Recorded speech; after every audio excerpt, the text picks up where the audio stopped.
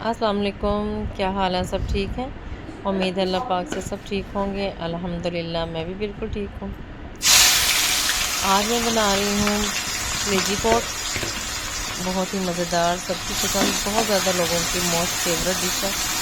और मैं आज बना रही हूँ आपके लिए स्पेशल। जिस तरह डिफरेंट जो है वो मैं डिशेस आपके लिए हर रोज़ बनाती हूँ, आज भी जो है वो आप लोगों के लिए स्पेशल बना रही हूँ। जिसमें सबसे पहले जो है मैंने ऑयल गर्म किया। ऑयल गर्म करने के बाद मैंने लहसुन, अदरक और हरी मिर्च और प्याज का पेस्ट बनाकर मैंने वो शामिल किया। बिल्कुल तेज़ गर्म ऑयल में शामिल किया ताकि जो इसमें जितना भी पानी या इजाफी होता है वो सारा जो है एकदम से जल जाता है और मसाला जो अच्छे से भून जाता है और बड़ा अच्छा टेक्सचर इसका आ जाता है हमारे पास। ठीक है, हम इसको जो ऑयल में अच्छी तरह से फ्राई कर लेंगे थोड़ी देर। जितना अच्छा इसका मसाला बनता है ना, उतना ही ज़बरदस्त किस्म की ये कलेजी पॉट बनती हैं। ये बहुत ज़बरदस्त बनती हैं, बहुत मज़ेदार होती हैं। और ये अब इसको जो है वो मैंने अच्छी तरह से फ्राई कर लेना है। जैसे सारे मसाले जो हैं वो अच्छी तरह से फ्राई हो जाएंगे तो फिर हम उसमें शामिल करेंगे 1 चम्मच सुरख मिर्च। मेरे पास कलेजी पॉट 1 किलो है। 1 किलो के हिसाब से मैंने जो था वो 3 प्याज लिए थे दरमियाने साइज़ के। ठीक है, और 1 चम्मच अदरक लहसुन का पेस्ट और 4-5 हरी मिर्च थी। अब जो है सुरख मिर्च, हल्दी और नमक जो है वो मैंने उसमें शामिल कर दिया। साथ में थोड़ी सी काली मिर्च शामिल की है। अब इसको अच्छी तरह से मिक्स करें ताकि साथ साथ जो है वो नीचे ना लग जाए, ताकि मसाला ख़राब ना हो। अब हम जो है इसमें साथ है जो है 1 चम्मच भर कर मैं इसमें शामिल करूँगी सूखा धनिया का पाउडर। अब इसको जो अच्छी तरह से मिक्स कर लें। मसाले आप जो भी शामिल करें इसमें जो है वो अच्छी तरह से भून लें। कुटी हुई लाल मिर्च जो है वो हमने जो है आधा चम्मच डाली, क्योंकि हमने काली मिर्च और लाल मिर्च, हरी मिर्च पहले भी शामिल की हुई है। इस बात का भी ख़ास ख्याल रखें, मिर्च की मिकदार जो है वो कम कम रखें ताकि इक्वल सब मसाले आ सकें।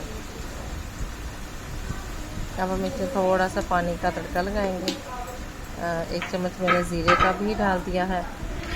अब इसको भी अच्छी तरह से भून के ऑयल में अच्छी तरह से फ्राई हो जाए तो ये मसाला इतना ज़बरदस्त बनता है।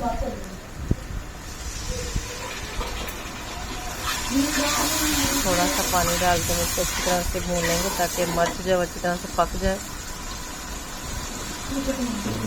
अब इसको जो है अच्छी तरह से हम बना लेंगे, भून लेंगे अच्छी तरह, ताकि पानी जो हमने इसमें शामिल किया है वो मसाले को अच्छी तरह से पका दें। और अब पकाने के बाद जो है ना फिर हम इसमें बकाया चीज़ें शामिल करेंगे। इस तरीके से, जिस तरह से मैंने आपको बताया, इस तरीके से आप मसाला बनाएंगे पोर्क कलेजी का, तो यकीन जानें कि उससे ज़्यादा जो है ना वो मसाला जो है वो इतना मज़ेदार इसकी ग्रेवी बन जाएगी कि यकीन जानें आप जब ये ख़ुद इस तरीके से बनाएंगे तो मुझे कमेंट बॉक्स में ज़रूर बताइएगा कि आपका खाना कैसा बना था। इस तरीके से बनाएंगे तो बहुत मज़ेदार बनेगा।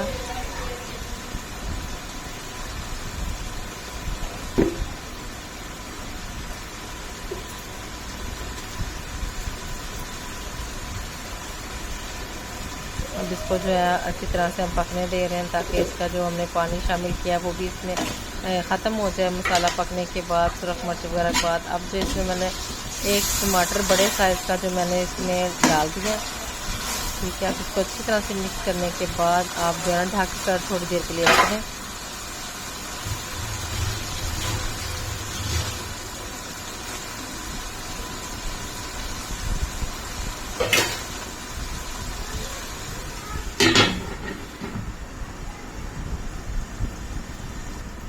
अब जो है तकरीबन हम 2 से 3 मिनट के लिए ढक्कन कवर करके इसको पकाया ताकि जो है ना इसका जो टमाटर है वो अच्छी तरह से उसका पेस्ट बन जाए। ठीक है, स्टीम में आकर जो अच्छी तरह से वो बन जाए, उसका पेस्ट बन जाए और अच्छी तरह से उसमें शामिल हो जाए और साथ में ये ऑयल में भून भी जाएगा और इससे जो है वो बहुत ज़बरदस्त इसका जो है मसाला साथ में जो है ना वो अच्छा बन जाएगा।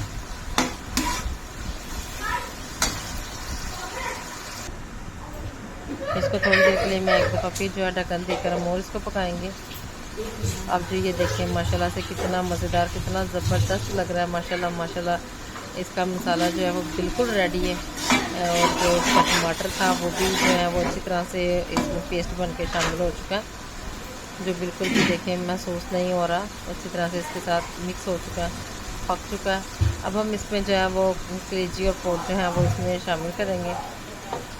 اچھا ایک اور بات جو ہے، کلیجی اور پورک کو اچھی طرح سے واش اچھے طریقے سے کرنا ہے آپ نے۔ یہ دیکھیں میں نے اچھی طرح سے ٹائم لگا کر اس کو بہت اچھی صفائی وغیرہ اس کی ہے۔ جتنا زیادہ سبزی ہو یا چکن ہو، کوئی بھی چیز ہو، جب تک ہم اچھی طرح سے واش کر کے اس کو جو ہے استعمال نہیں کریں گے، پکائیں گے نہیں، اس کا ذائقہ نہیں آئے گا، ٹھیک ہے۔ آپ نے بھی اس چیز کا خاص خیال رکھنا ہے۔ اب ہم اس کو تھوڑی دیر کے لیے جو ہے ڈھکن دے کے پکا لیتے ہیں، اس کا اضافی پانی جو ہے وہ نکل جائے، اور جو اس کا اضافی پانی نکل جائے گا تو اسی میں ہم اس کو اچھی طرح سے بھون لیں گے۔ ہم اس میں اضافی کوئی پانی شامل نہیں کریں گے۔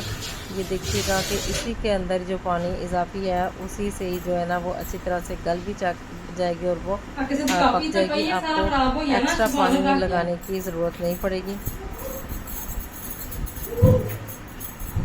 اسی طریقے کے ساتھ جب آپ یہ بنائیں گی کھانا تو آپ مجھے ضرور کمنٹ باکس میں بتانا ہے کہ آپ کو کیسا لگا۔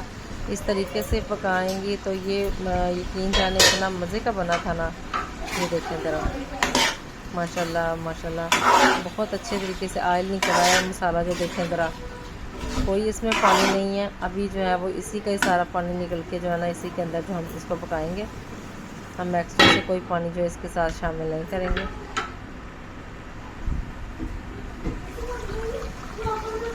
اور اس کے ساتھ جو ہے آپ کو اضافی پانی ویسے بھی ڈالنے کی ضرورت نہیں۔ دیکھیں ذرا جو اس کے اندر ہی جو تھا پانی وہ دیکھیں وہ ایسا ایسا نکل رہا ہے، ٹھیک ہے۔ اور ساتھ ساتھ اسی کی بنائی ہو رہی ہے، میں نے اس میں ایکسٹرا کوئی پانی شامل نہیں کیا ہے، اسی کے ساتھ اس کی بنائی ہوگی۔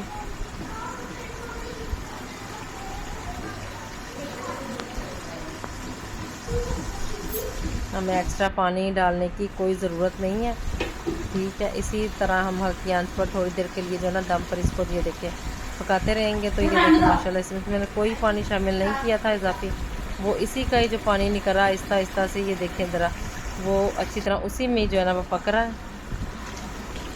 اور ہمیں اسی طرح ہی پکانا ہے۔ ہم نے اسی کا ہی جو پانی ہے، اگر ہم اضافی پانی شامل کر دیں گے تو یہ جو پانی نکل رہا ہے نا یہ اس میں چلا جائے گا، کچا رہ جائے گا، تو اس کی کوئی خوشبو، کوئی ذائقہ، کوئی ٹیسٹ نہیں آئے گا۔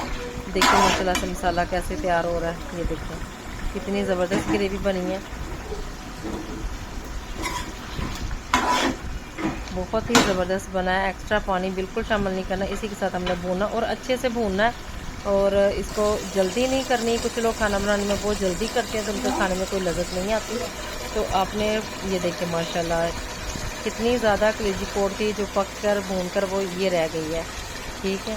تو اچھی طرح سے اس کی بنائی کریں گے تو وہ کوئی چیز بھی ہو وہ بہت زبردست بنے گی ماشاءاللہ، بہت مزیدار یہ بنا تھا۔ تو آپ بھی ضرور ٹیسٹ کریے گا، گھر میں بنائیے گا اور ٹیسٹ کریے گا، اور پھر مجھے ضرور بتائیے گا کہ آپ کا کھانا کیسا بنا تھا۔ یہ دیکھیں ماشاءاللہ لگ رہا ہے نا دیگی یا کسی ہوٹل کا کھانا۔ آج کی ڈش یہاں تک ہی، مجھے اجازت دیجیے سائمہ کچن کو۔ ملتے ہیں کل پھر ایک نئی ریسیپی کے ساتھ۔ دعاؤں میں اپنی میں مجھے ہمیشہ یاد رکھیے گا۔ اللہ تعالیٰ آپ کو بھی اپنی امان میں رکھے۔ اللہ حافظ۔